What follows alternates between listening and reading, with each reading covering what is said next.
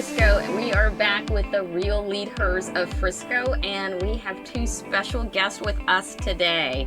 In honor of National Peacekeepers Day in May, we have some peacekeepers here with us, and they are incredible women who work for our Frisco Police Department.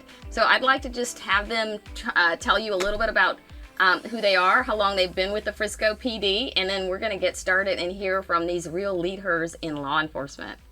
Let's start with Kayla. All right. Well, thank you for having me here, first of all. I really appreciate it. My name is Kayla Carney. I'm a police corporal on our patrol here at the Frisco Police Department. I've been employed with Frisco PD since March of 2016. I grew up in Allen, so I'm kind of local here, kind of seeing Frisco grow from that outside perspective. I attended Texas A&M University, graduated from there. I am currently a captain in the Army Reserve as well, so that's my part-time gig outside of Frisco PD. But since being at Frisco PD, I've worked obviously patrol as an officer. But then I was also assigned to our Community Services Division. So I did a lot of public outreach. Some people may know me through like our Citizens Police Academy and things of that nature. Then I had the fortunate opportunity to get promoted, and now I'm back on patrol. Awesome. Well, thank you for your service in both areas, and I'm excited to have you here with us today. Yes, ma'am. So I'm Lee Holland, and I'm a sergeant for the Frisco Police Department. I've been with the Frisco Police Department for 10 years, and before that I was with the Dallas Police Department for 7 years. My current position with the Frisco Police Department is the School Resource Officer Sergeant, and I'm based out of Memorial High School, which is the west side of what we call the SRO Division. So I'm over the Memorial High School and the different high schools on the west side, and middle schools and elementary schools. So that's what I do daily. And so I've been in law enforcement for 17 years, and I am originally from Arkansas, so I'm not from Texas. And I used to be a professional trumpet player. And so my studies, I went to Cleveland Institute of Music, Yale University, and Northwestern University, and I have a master's in music performance and trumpet. So I used to travel around and play with different orchestras. And then one day I said, hey, why not be a cop? So I changed professions. You'd be surprised on the dedication and how much training and dedication, how the resemblance is with the two careers. And so then I decided to join the Dallas Police Department, and now I'm here with the Frisco Police Department. Well, welcome, and thank you for your service to Frisco as well. And Lee, you and my husband would probably be talking for days, because he has been playing the trumpet since he's 57 now, and he's been playing the trumpet for about 40 years. Oh, yeah? And absolutely loves it. And you guys probably know all of the trumpet greats. We've been around the country going to jazz clubs. So he would definitely enjoy talking with you. But ladies, let's talk about your careers in law enforcement, because I think it is so powerful for women to be in this field. It is clearly a male-dominated environment, but you guys have found your way and obviously are doing amazing work here in Frisco. So I'd love to just kind of hear a little bit about what got you thinking about law enforcement, and what went through your mind as a woman knowing that you would be going into a highly male-dominated environment. And we can start with either one of you guys. You can just jump in. So I'll go ahead and go first here on this. So I kind of have a very unique perspective on it. I kind of grew up in the law enforcement family. So my grandmother actually was a Fort Worth police officer. She started back in the 1970s or 80s, went through their academy there, and obviously the climate with women in law enforcement was very different than what it is today. She ended up being a joint task force commander for narcotics before she retired. And then my mom is actually currently a chief of police at one of our local surrounding cities here. So seeing both of them grow up in that law enforcement culture and overcoming some of the barriers that they did, how they presented themselves, how they handled certain situations, as well as my own experience on the military side of things, kind of brought me to law enforcement. Ironically enough, I wasn't planning on being a cop, so I went to A&M, all intention of going to law school. Before I was actually hired here at Frisco PD, I worked for a criminal defense attorney's office. So I was kind of interning with her there, which honestly was a great perspective on things, seeing this other side of things that when you grow up on the blue side of the family, you only really see one side of one perspective of things. But when I went and worked for the defense attorney, see a completely different side of things.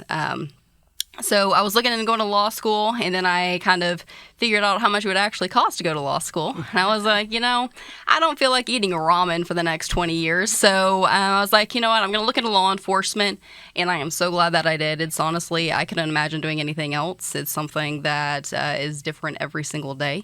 And I'm very happy, and I'm very fortunate also to be here in the city of Frisco that's progressing and growing, and so many opportunities for a young officer like me to be able to have. I love your story, Kayla, because you had role models. You had women in your family that you could look up to and say, okay, this can be done. I've seen it done successfully. There are a lot of young women that don't have that role model to look up to and to be able to say, yes, I can do that. What would you say to them? I think that we're in a really cool, area in society today because, even when I was growing up, we really didn't have strong female role models in like the media and sports and everything else there. So now you look at it, you have, your female UFC fighters, you have your, U.S. women's soccer team, a lot more in the headlines with that. So kind of figure out like who you are and where you want to go. And if it's somebody, I'm not promoting like look up to a celebrity because we all know social media and the media is fabricated to an extent, but figure out somebody in the field that you want to go into, and kind of look up to them, reach out to them, because if they're somebody that's solid, I wouldn't foresee them having any issues kind of mentoring and giving some advice on what to do. Yeah, mentorship is incredibly important, and we'll talk about that in a second. So, Lee, tell us a little bit about how you made that transition, because I'm really fascinated going from being a musician to being in law enforcement. So what went through your mind in terms of making that transition? Well, yeah, I spent my whole life growing up playing the trumpet and dedicating many hours and education hours and money, etc., to learn to play the trumpet. And I'd actually moved down to Dallas to freelance and teach because there's a lot of teaching in the schools and freelancing in the area. So I moved down here, and I'd always been interested in law enforcement, but just, I didn't have the role models that Kayla had, and never, my uncle was in the IRS and my cousin was Border Patrol and he was IRS. So we had some law enforcement, a little background, but I'd always wanted to be a police officer, but never, I'd had the trumpet, so I never really thought about it, if that makes sense. And so I came down to Dallas, freelancing and teaching, and I met Brian Brown, he was, I think, the second trumpet or something in Dallas Symphony. And so one day we had lunch, and he said, you know what, I'm done. Because the music world it's very similar to law enforcement, especially being a woman in law enforcement. It's especially trumpet. There's a lot of men that you work with, and Brian was a great role model for me. But he just got kind of tired of the things that go along with music and the professional side of things, which a lot of people don't see. And he said, you know what, I'm joining the Dallas Police Department. And so he signed up and he joined the Dallas Police Department. And this was a man who's a brilliant musician, and it was a brilliant player who just said, I've had enough. I want to go be a cop. And so I thought, wow, so you're giving all this up to go be a cop, knowing in the back of my mind that's something that I've always wanted to do.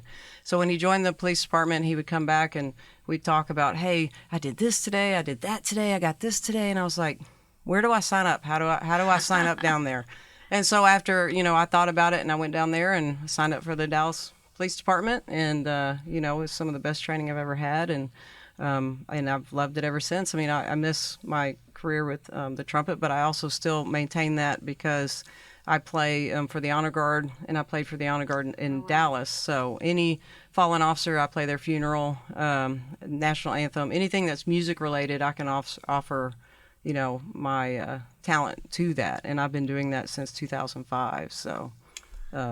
Yeah. I love that story. You not really hung up your trumpet for a gun, but you kind of put it on the side for a gun. And and so talk to us about making a lane change, because that's exactly what you did. And there may be women out there today who are thinking about, well, I've spent my career doing this, but I really have a heart to do something else. And what you're just sharing is that you can actually make a significant lane change. And how did you go about doing that? And it's about motivation too, and the type of personality you have, because in order to be a professional musician, you have to dedicate many of hours practicing. I mean, there's a lot that goes into that, and it's really the same with law enforcement. You know, and if you have a drive for something, you're going to be able to apply that drive to really anything that you do. Law enforcement's a little different because there's things that come along with it that the normal person isn't going to have to do in their daily life. But the dedication I knew was there, and I knew I had the heart drive to just switch, and I knew I wanted to do it, so I just did it because you only live once. And I told myself, you know, I'm a big believer in if God's ready for us to go, then it is, because my parents had a hard time saying, you're going to die, you know, you're going to get hurt or shot. And, you know, I think if it's your time, it's your time, and you just have to live life accordingly. And so I went and did it. My parents weren't too happy, but now they know that I'm safe. They know that we train hard. And, you know, through training and stuff, it makes ourselves safe. But you just have to kind of, if it's something you're interested in, you know, you just go for it. Just go for it. I love that. Wonderful, wonderful stories. So let's shift gears a little bit and talk a little bit about maybe a peek under the tent as a woman in law enforcement, and talk a little bit about, maybe give an example where you had to either exercise some emotional control because you encountered a little bit of resistance, potentially from fellow officers, or even out in the field with residents, where you had to really kind of put your emotions in check, and although you knew that you were highly capable as a woman. And maybe give us some examples of that. Yeah, for sure. So for me, again, and Lee, you can absolutely disagree with me on some of these things. My perspective on it is that your capabilities and your performance has nothing to do with your gender. That to me, I think I was reading like a Police One article, and it kind of really hit home to me, and it's everything that kind of what I align with, right? Yes, is it important to acknowledge the differences between male and female officers? Absolutely. But first and foremost, I am not a female police officer. I'm a police officer. That's something that lights me up. And that bullet does not know that you're a female police absolutely officer not. versus a male officer. Absolutely not. And again, I think it's important to acknowledge the biological, differences between male and female officers, right? Not to say that there aren't very strong female officers, because I know Sergeant Holland here could probably take some of our male officers, just depending on the situation and whatnot. But whether that's male or female, that's also part of the job too, is being able to look head on your weaknesses. And it may be the ugly truth. So as an example to that is, if you get into a foot pursuit with somebody, right? Are you physically capable and conditioned enough to be able to do that foot pursuit? And when that foot pursuit ends up on the ground for whatever reason, are you going to be able to, actively, restrain whoever it may be whenever you're out of breath with all your gear on, waiting for your backup to get there? And that's, again, just kind of acknowledging your strengths and your weaknesses, and whatever your weaknesses may be, continue to work on that, because be an asset and not a liability to your community, to your department, and to your city. Love that. What you just said, Kayla, if we can realize that in every setting, that, you are a police officer first, you are an executive first, you are whatever you are first, and have people recognize your capability before they identify your gender, would be an incredibly wonderful world. Unfortunately, that doesn't always happen, as you guys well know, but I love that. Lee, tell us about your experiences. Well, Kayla and I started in different times. I started almost 17 years ago.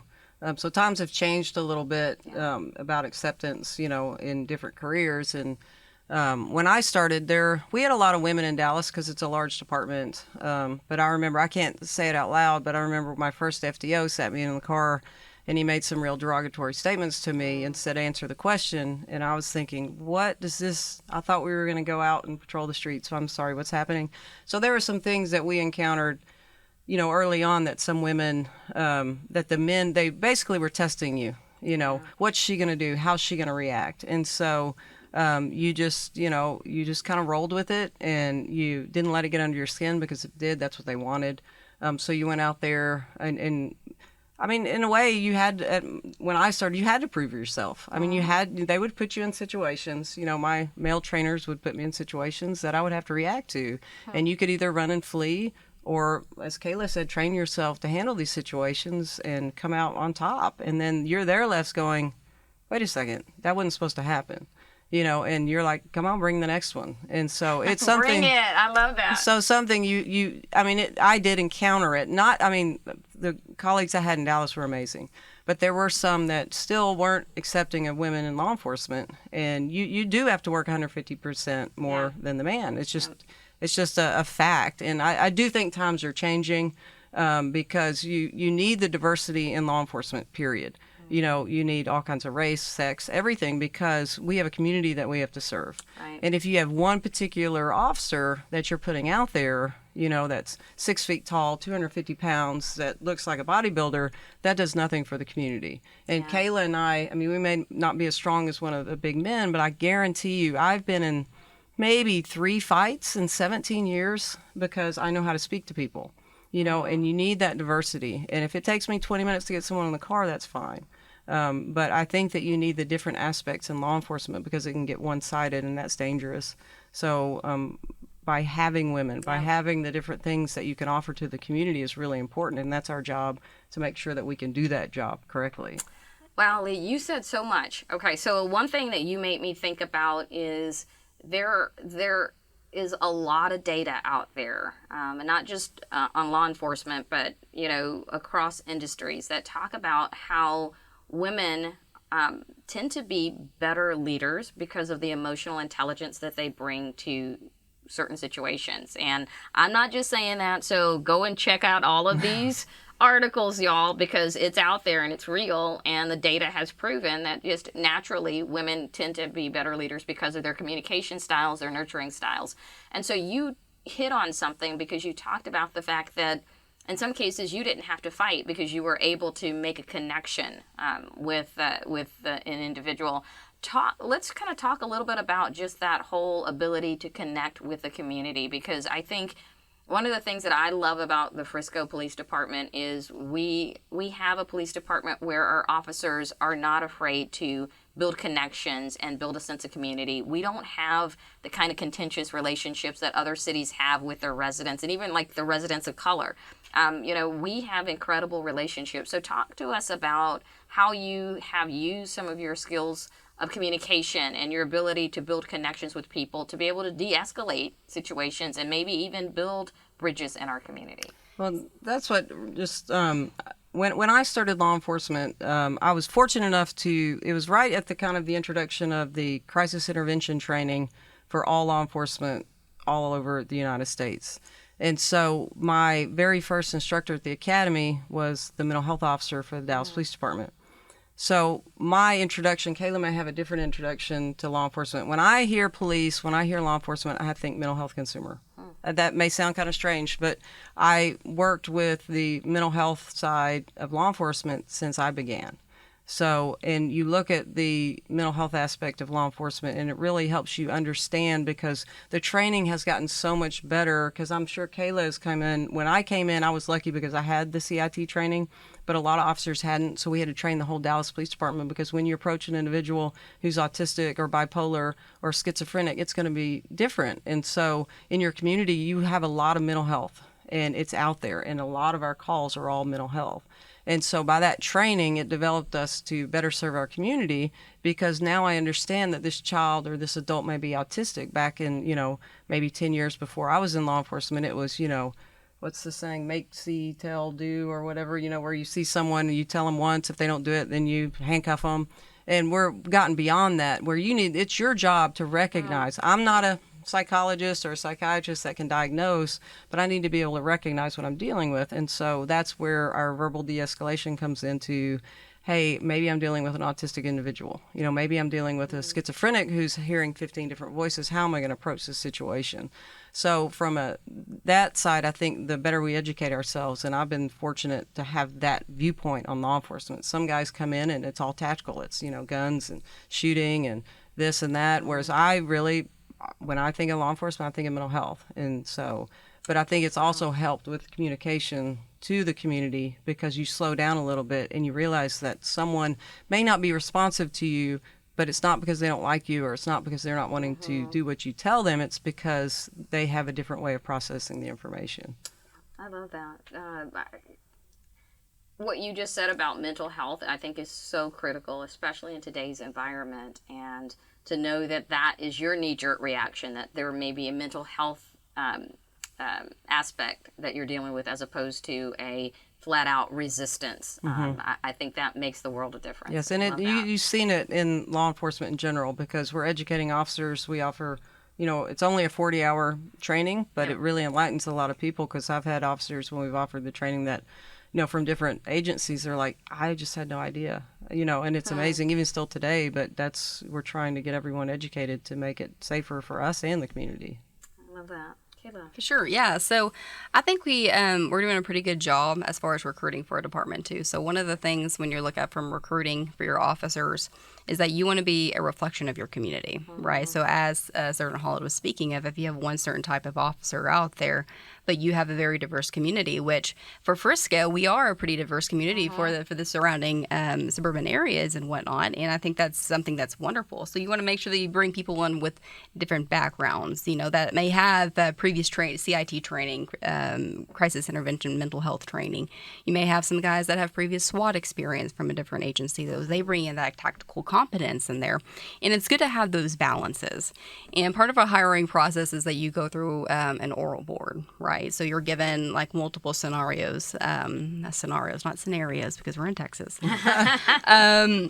Multiple scenarios, and that's a good opportunity for administration and the hiring board there to kind of gauge somebody's emotional intelligence. And while that's just something like a conversation that you're having, that's one thing versus being able to apply that to the street. It's a good method to be able to see like where that person is.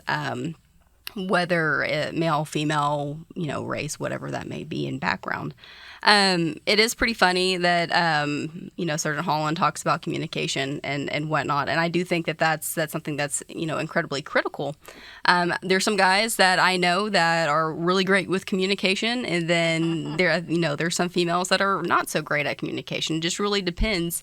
But when I was doing our Citizens Police Academy, I created our use of force class. So I originally a CPA was 12 weeks, but I extended it out to 13 weeks because when I got a hold of CPA, that's when George Floyd was happening. So I kind of looked at, obviously I was in services, which also handles all the media inquiries and everything else like that, kind of what our community was wanting, right? So it all had to do primarily underlying with our use of force. So I'm like, okay, here's an opportunity for us to really get into the weeds of things. Let's inform people of what our policy is, what our training is, and then let's go through some videos is this a good shooting? Is this a bad shooting? Is this a good use of force? Whatever it may be, and have that open discussion. And one thing that I loved about Citizens Police Academy is a very diverse crowd. I don't know, have you ever been a part of CPA? I have not. So I would, if you have the opportunity or anybody listening, I would really encourage you to go to CPA if you're interested in learning more about your local law enforcement. Do we get to carry a gun? Please don't. Please don't.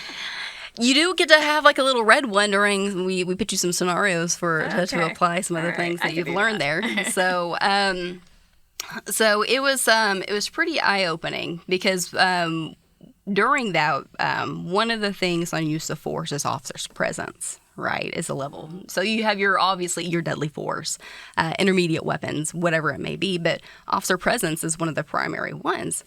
So I do this class with Officer Willis, and I don't know if you guys know that. So to put it in perspective, he's a big man. He's very tall. Okay, so you're not talking about Greg. No, Gene Willis. Okay, he's in services as well. Okay.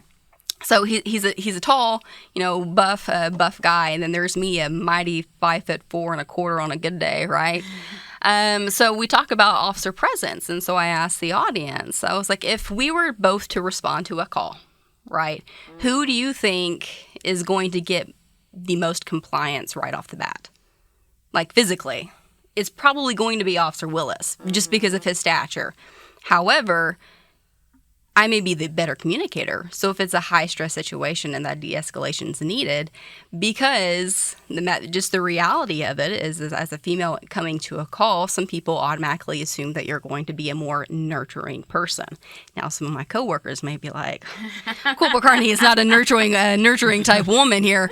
But that's the reality of it. So you got to, pick up on what you're able to do and provide for every different type of scenario.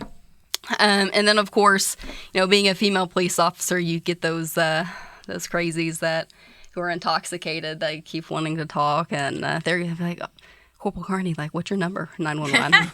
That's what I say. 911. That's what I say. I love that. Yeah, and I had one guy like break down crying on me one time. I was like, man, I just really want to take a lady of the law out on a date.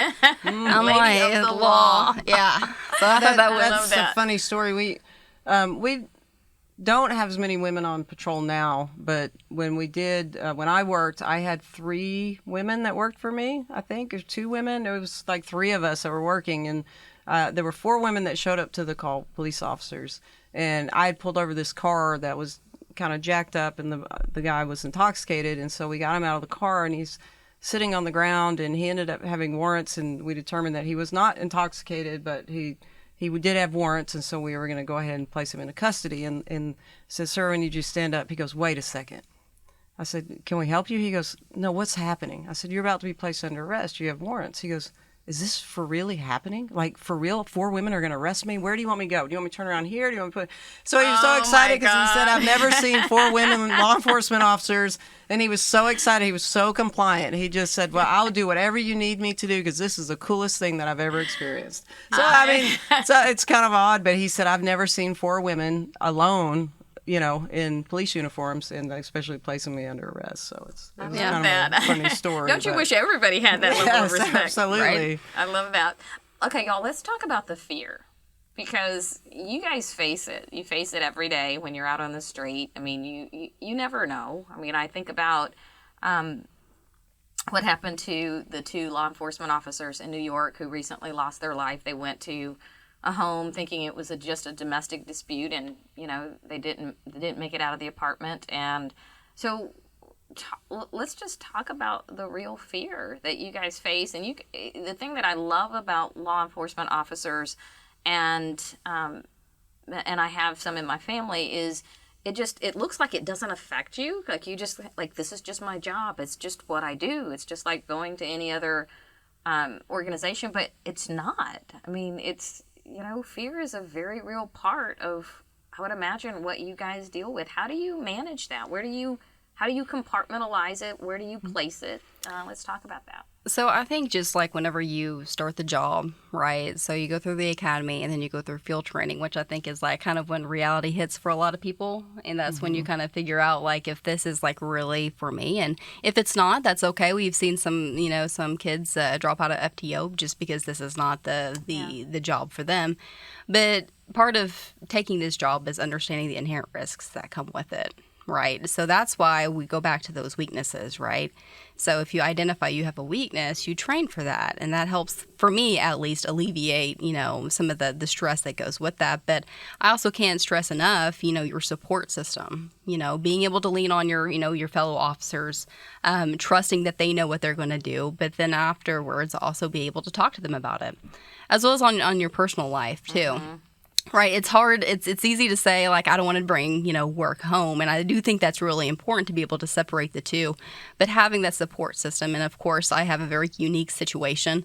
I have a family that's been in law enforcement, so I can talk to them about certain situations, be like, hey, do you guys think that this was the best way to do this? Or like, what would you do? Or if I'm having a really hard time with something, that kind of breaks it down, whether that's family or your significant other. I'm also very lucky on that aspect of things as well. So being able to balance that. So love that.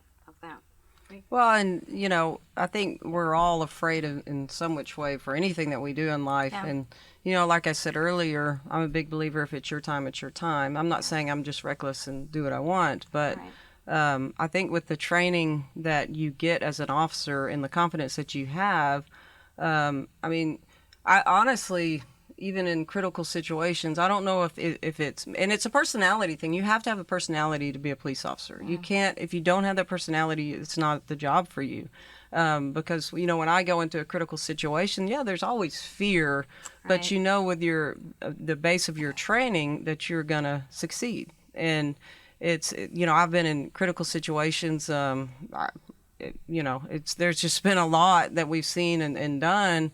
And the fear is kind of an interesting word because because of your training, you run in. If there's something, if there's a domestic, you run in. I mean, you don't have time to be afraid because but you understand that you're training. You understand how to handle yourself. You understand how to do things. So it just kind of goes along with the job, I guess. And it's like Kayla said, if there's a weakness that you have, then you train harder. I know that I had an incident where I'm like, hey, I need to work on my tactical skills from with my hands, like fighting. So I started MMA because I needed to do that. I needed to be able to ground fight someone and come out on top, and the only way to do that is by training it. And that's where I think especially a lot of women should do that. They need to train themselves to physically be able to handle somebody, because we may have to encounter a man that's 6 feet tall, 270 pounds by ourselves, if it's a critical situation. And what are you going to do? You can take him down. I believe y'all will take him down. So you have to train yourself to do that. And if you have that training, it lessens that fear, just like anything, just like public speaking or trumpet performance. You have the training, you trust in yourself, and you go in and you get the job done. Yeah, and on my way to calls too, and I think a lot of people do this as well, is they start thinking about, so when you go to a call, right, you get, somebody calls 911, they get dispatched. Dispatch gives you the bullet points of essentially what that conversation is. So by those call notes is what we call it, I start game planning, like different scenarios that may be going on. Okay, so if there's an active fight, like what am I going to do? How am I going to approach this? If they flee, am I going to chase? Like what am I going to do here? So I'm already kind of mentally prepared, like whenever I get there, and so it's kind of like an easy, pivot whichever way it's going to go. Wow, y'all, I could sit here and talk to you all day because I'm so fascinated by what you do. And you said earlier, Lee, your training makes you want to run in. My lack of training makes me want to run away. So I am so fascinated by what you do. I am so honored to have you guys here just talking with me today, and I can't tell you how proud and thankful I am that we have amazing women who serve in law enforcement right here in our own city. So we're going to be wrapping up, and I'm going to throw my last question to you. And this is actually going to be an opportunity for you guys to do your recruiting pitch for women who are out there who may be in your situation where you want to do a complete lane change, or for women who decided, hey, I thought I was going to go to law school, but I actually think I want to try something different. Your opportunity just to do a little bit of a recruiting pitch to those leaders out there who want to be a part of law enforcement, and specifically women. What would you say to them? And you can look in the camera, since hopefully they'll be watching this. Hi, guys. Well, first off, FriscoPD.com is a great place to start off with. So whether you're somebody that's looking to start out brand new as a law enforcement officer, we have opportunities for you. If you're from out of state and you want to be rescued by the state of Texas, especially here in Frisco, we also do have lateral opportunities as well. So check out FriscoPD.com for all the benefits that we have as a city, and all the great opportunities that we have for Frisco. Really, it's such a unique city to be a part of because, I'm a 5.5-year officer, I'm a corporal, and I have so many, already have, great experiences that and opportunities that I've gained here that you're not going to get at many other agencies, just because of the growth and the support also that we have from our city. And I can't, thank you guys enough. And I don't think people realize the contributions the city does back to our first responders, whether that's PD or FD. So thank you for having us and, being active, a part of our lives. Love your stories. Thank you for being here. Lee. Well, I mean, I've spoken to so many women, and really people in general, who say, I always wanted to be a police officer, but I never did it, or I wondered this or I wondered that. So, I mean, if it's something that you're interested in, I just say go for it. If you think you have the personality, there are some questions that you have to ask yourself, would I be able to do this? Would I be able to do that? But if you have a driving personality, no matter what your age is, if you have an interest in it, then go for it. Because the only thing that would happen is you just decide you don't want to do it and go do something else. But the training in today's world is so extensive. The training that we go through, the average person would not believe the training that we have as law enforcement officers. So if it's something you want to do, especially if you're a young woman who's a little hesitant on it, just go out there and do it. Go to your local police department, do a ride along. Go see what it's all about, and whether it's whatever it is, just put your foot in the door and just go for it. Thank you, ladies, so much for being here today. Again, I am so honored to have you take some time out of your day to join us and to share with the Frisco residents what it's like to be a law enforcement officer and what it's like to be a woman in law enforcement. So thank you so much for what you do in keeping us safe. And for those of you out there, join us next time, because we also are going to be hearing from the Real LeadHERs in Frisco from the Frisco Firefighting Department. So join us and stay tuned. Take care.